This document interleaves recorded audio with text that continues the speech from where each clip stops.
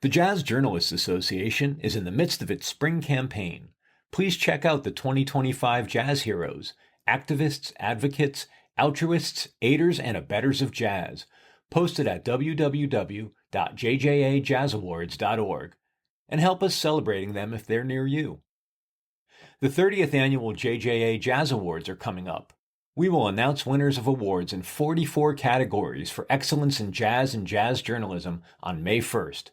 Again, go to jjajazzawards.org or jjanews.org for more information about the Jazz Journalists Association.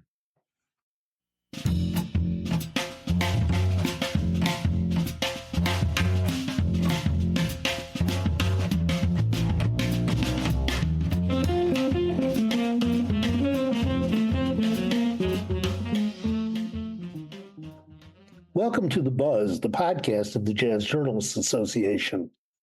I'm Howard Mandel, president of the JJA, and today I have the pleasure of talking with Ann Tappan, a pianist, composer, bandleader who lives outside of Bozeman, Montana, and was named a 2024 JJA Jazz Hero. That is, she was honored as an activist, advocate, altruist, aider, and abettor of jazz. I had never conversed with Ann before we met on Zoom to talk about the challenges and pleasures of having a career in jazz outside what we might think of as its most typical urban milieu. Ann sat in the music studio of her home with the background of music shelves and a grand piano. So I was interested in talking to you because we really haven't had much conversation with people who are in areas as rural, remote from the centers, so to speak. And I thought it might be interesting for our podcast listeners to hear about someone who's pursuing a music career, a jazz career, who's pursued it, is disseminating information and teaching as you are, and playing also from somewhere that's not readily accessible to big cities, and if that fits your profile. Yeah, I think it does. One reviewer of one of my CDs called me something like not an oxymoron jazz pianist from Montana. I played jazz in Boston, where I went to school, and New York, where I lived, and the Bay Area in California. And when I came up here, what I noticed was there's a huge amount of space. So my writing, my composing, started reflecting that. I even wrote what I call my country and western song, which is not country and western song, but it's got, I think there's even a 1-4-5 progression in it, which is not my thing usually. And I got back to some folk roots. So my harmonic language, as it developed as a jazz composer, it also kind of regressed. I took this part of my life when I was a teenager living outside in New Jersey, outside of New York, and I was a real folky, age 14, 15, 16, and I left that long behind, but it came back when I came to Montana because the music here is country and western, which is, I don't care to listen to, but you can't help it. It's every place. Well, do you feel like you're reflecting on the wide open spaces, like you're saying, you're composing found room, and you've absorbed what the local culture is, whether it's compatible with you or not, and there's an engagement or interaction there somehow. It's like kind of unavoidable. Yeah, I do think that happened. And I played a concert a year and a half ago in Boulder, Colorado, an evening of just my compositions, and people reacted this way. They came up and said, well, yeah, now I get it. You are from Montana, and it's so reflected in your music. Does that feel good to hear? I think so. In San Francisco, there are so many good players and so many good writers and so many amazing visiting artists from Europe and in New York. I got crowded out for sure, like everybody there. I mean, New York was even worse, but I won't even talk about that because I was a very young musician in New York.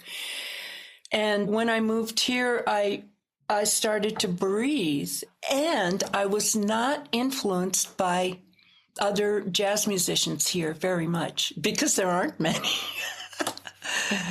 And the few that I interacted with were compatible to my harmonic vocabulary and my style of playing.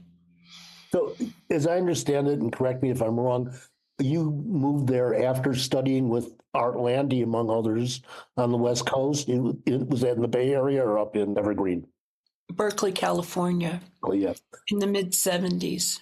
So what was your harmonic language like then, or your approach? Were you playing like a conventional sort of jazz or stretching out a bit like Art did? Well, I did stretch out like Art did because I lived in the early to mid 70s in New York, and I was like right in the middle of the loft scene, hanging out at Studio Rivby and Ali's Alley and listening to all the out players there and trying to play it. So then I moved to the West Coast, and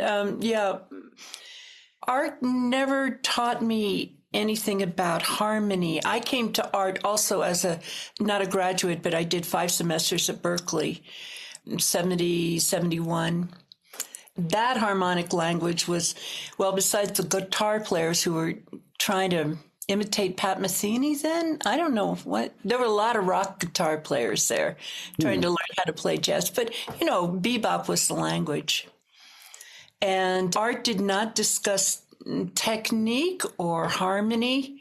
What he discussed was concept, the concept of how to play in a band, how to stretch and then close in, how to not play, just shut up if you don't have anything to say, and if the music doesn't need your voice, then don't play. He is still my teacher, and every few years I go and take a lesson with him, and he advises me on all of my recordings, and I just get the same lesson over and over with him. I have a good friend who also studied with him, Myra Melford. You know her? Yeah, at Cornish, right? Yeah. Oh, I thought maybe Evergreen. I think at Evergreen. I didn't know he taught there. I know he was at Cornish for many years. I know that she studied with him, but maybe it's just something I don't know. How did you determine to move to Montana? Well, it's kind of a simple story. I married a Swiss man who read books by a German author called Karl May. Do you know him? I know about him, yeah. Oh, yeah, okay. Well, so he wrote boys' westerns from jail in Germany, and every German boy, fell in love with the Wild West because of that. And there were other factors. So we were looking for a place to get out of the Bay Area to move to, and I'd never even heard. I've heard of Montana, sure, but I never heard of Bozeman or Missoula or Billings. Any of the towns here, I didn't know.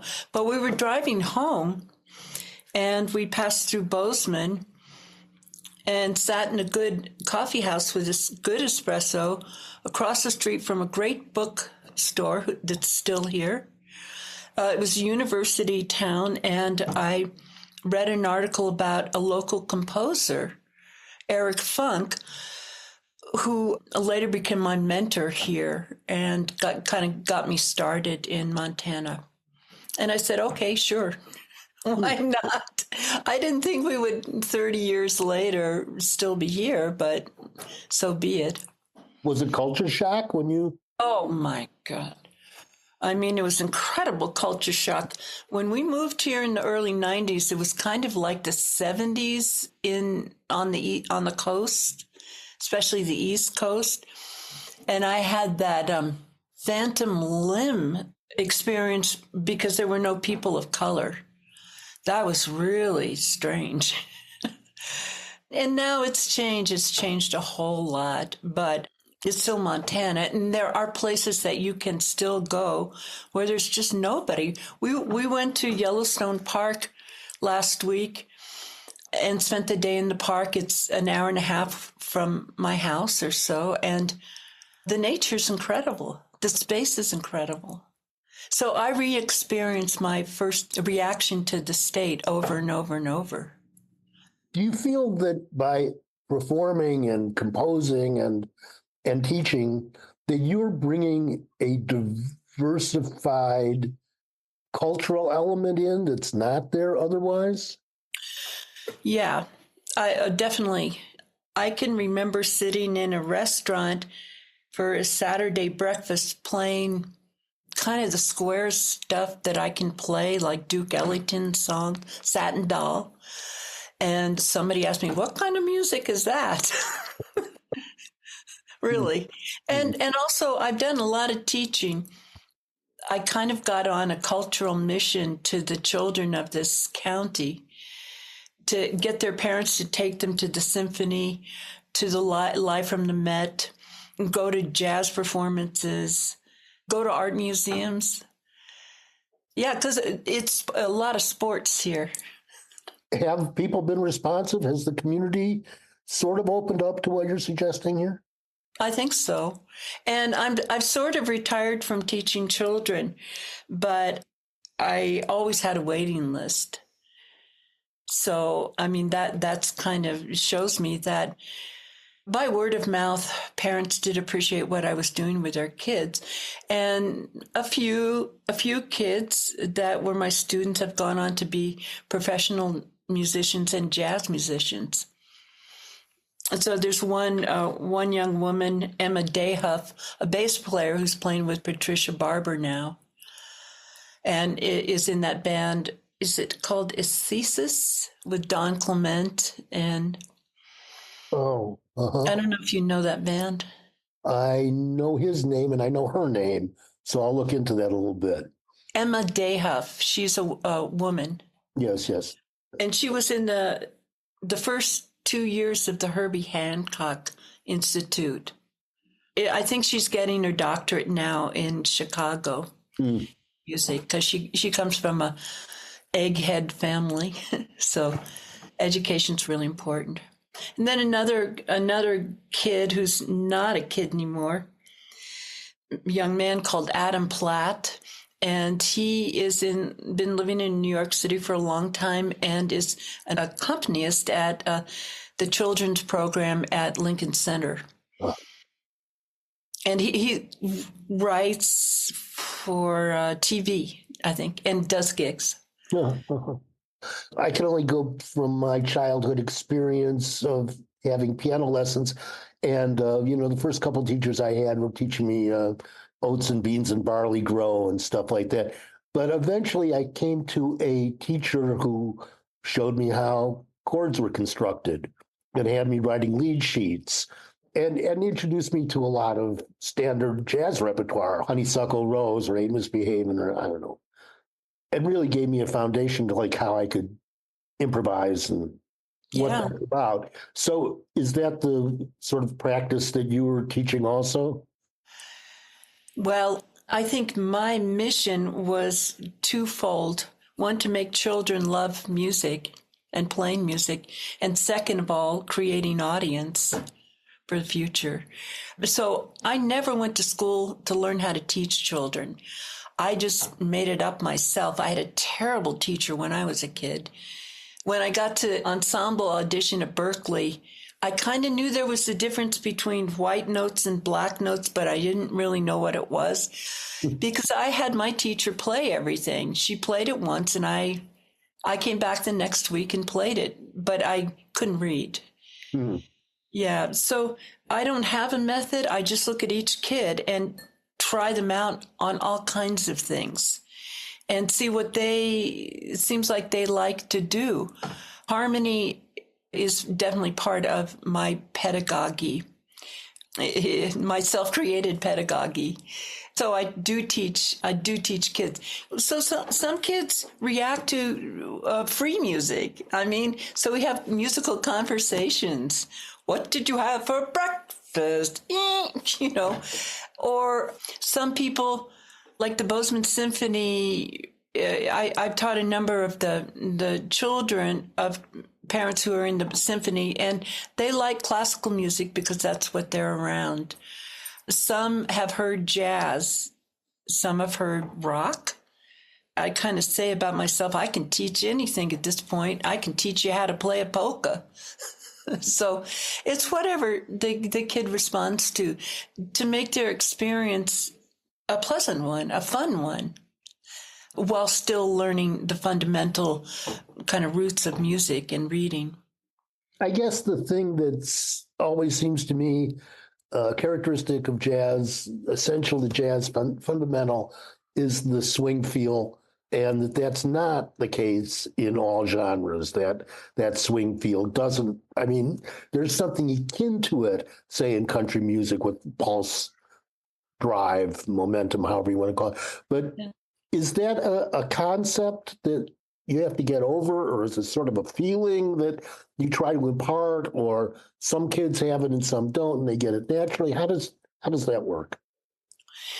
Well, I've only worked with children in the genre of jazz if they have good ears, because you can't learn it from a book.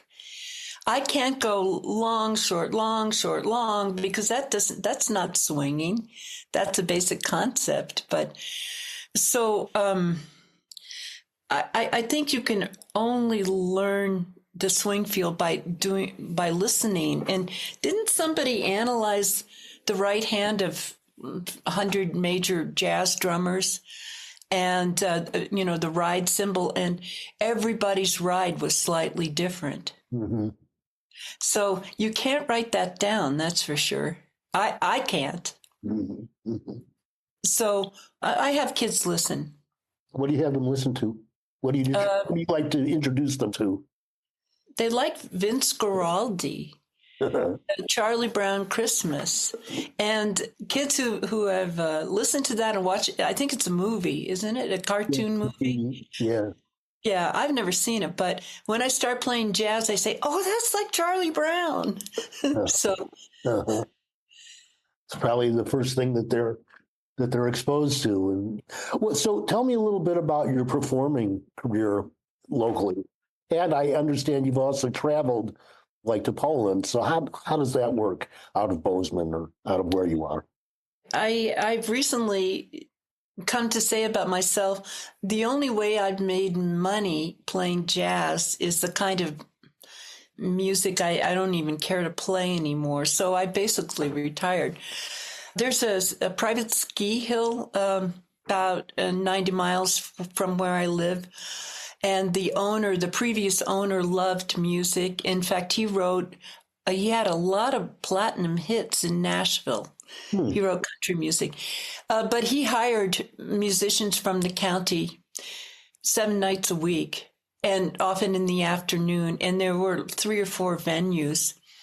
I sat in a dining room playing for rich people all winter, and that was one thing. The main street in Bozeman, Montana is called Main Street.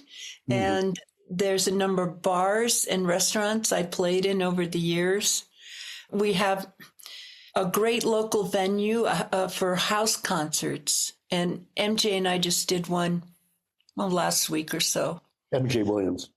MJ Williams, yeah. Yeah. And she and I were in a quartet for many years, a trio with the bass player, Kelly Roberti, who passed on, and also a drummer who was a disc jockey on public radio out of Billings and had a jazz program 5 days a week, a live jazz program for many, many years. His name was Brad Edwards, great drummer. He also passed away. So now it's me and MJ. So we're down to a duo. The distances are pretty great, too, aren't they, around the state? You have to... Yeah, have to drive to Billings, have to drive to Great Falls. That's 3 hours. Missoula, 2.5. Helena, an hour and 20 minutes. And that's the thing, because of a lot of driving, you do experience open space. It's not like driving in Los Angeles at all. So, and there's a few concert venues. Missoula has a great jazz festival. It's called Jazzula. They just had their spring jazz festival. MJ and I played last year, and then last fall, they had an evening featuring 4 pianists, jazz pianists, and I was one of them. So there's this, that, and the other. And you're still teaching adults occasionally? Yeah. I'm teaching adults, and it's fun. Yeah, my newest student, I just found out yesterday. She's an environmental lawyer. We had to change our lesson time because next week she's going to argue in front of the Montana Supreme Court some issue about a river in eastern Montana. Nice. Yeah. And you were able to do some touring. You got to Poland, I gather. Czech Republic. Oh. I had another band called Spring Hill, which is named for the long street that the drummer lived on. He owned a recording studio with a very nice piano. He's since become a visual artist, and that was a kind of a fusion band that I did a lot of writing for. I co-wrote with a great guitar player, Craig Hall, who lives in Bozeman. The house concert in Bozeman, that house is owned by a Czech architect. A very interesting story. He defected in the 60s, went to architect school and settled in Bozeman, Montana, and built a very fancy spec house and decided to live there with his wife. Anyway, his wife's brother came to visit, and he is a guitar teacher in a village outside of Prague, in kind of I don't know what, it's a music school. So he taught huge classes of guitar lessons. And he liked our music a lot, and he and his wife arranged for us to go to Czech 3 times and play the festivals there. I see. Yeah, it was great. Yeah. I have a friend who lives just outside of Prague, too. I visited him. It's nice. Have your compositions these ensembles been recorded? Yeah. What's your recorded oeuvre? What's your discography? I think I have 7 CDs. You have to go to my website because I've lost track. I'll do that. Yeah, sure. Yeah. Is it AnnTappan.com? Yes. Okay. All lowercase, ANNTAPPAN, all A's, all lowercase.com. Yeah, so I have plenty of music there to listen to. I'm also on CD Baby, Amazon, YouTube. There's some videos on YouTube. Do you think that the internet has made it easier for jazz people to be everywhere, anywhere? I don't know. It's a mess. The problem is nobody's making any money. And I suppose that is always been true, but there was a kind of a journeyman, and MJ and I like to call ourselves journey women.